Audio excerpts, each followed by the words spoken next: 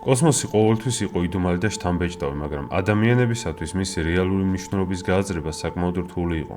ერთმა ადამიანმა კარლ სეიგანმა შეძლო, რომ კოსმოსი ყველასათვის ახლოს მოედანა. ის იყო მეცნიერი, ასტრონომი, მწერალი და პოპულარული კულტურის უდიდესი მეცნიერი განმანათლებელი. სეიგანი ცნობილი იყო თავისი უნარით რთული მეცნიერული კონცეფციები მარტივად და გასაგებად აეხსნა. მისი წიგნები და სატელევიზიო შოუები მილიონობით ადამიანს დაეხმარა სამყაროს უკეთგაცნობაში.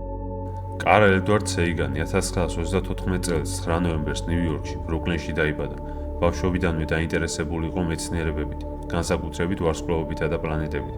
სეიგანი ხშირად სტუმრობდა ნიუ-იორკის ბუნების ისტორიის მუზეუმსა და პლანეტარიუმს, სადაც მისი სიყვარული კოსმოსის მიმართ კიდევ უფრო გაღრმავდა.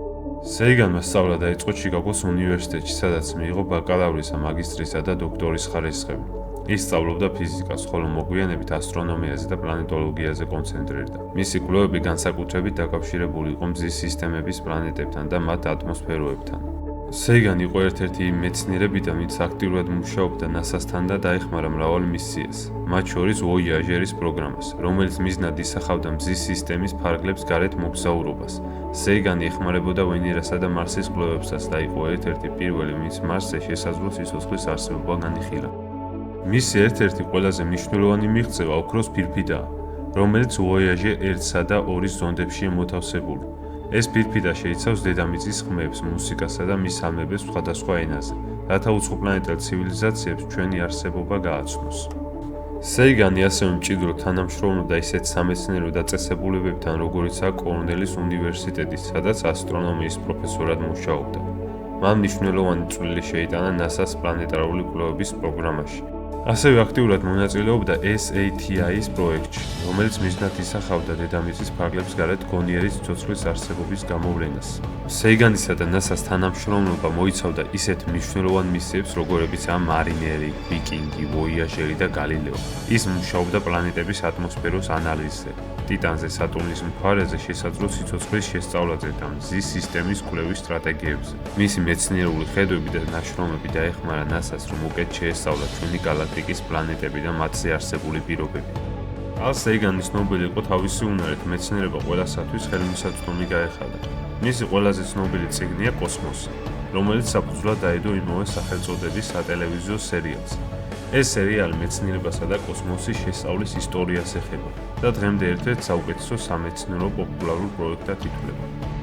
სეიგანმა ასევე დაწერა ბნელი სამყარო და დემონები, სადაც ის ცრუ მეცნიერებებსა და სკეპტიციზმის მნიშვნელობაზე საუბრობს. მისი სხვა მნიშვნელოვანი წიგნებია კონტაქტი, რომლის მიხედვითაც 1997 წელს გადაიღეს ფილმი და პლეოცენტრული ცისფერი წერტილი, სადაც ის კოსმოსში ჩვენ ადგილის მნიშვნელობაზე ამახვილებს ყურადღებას.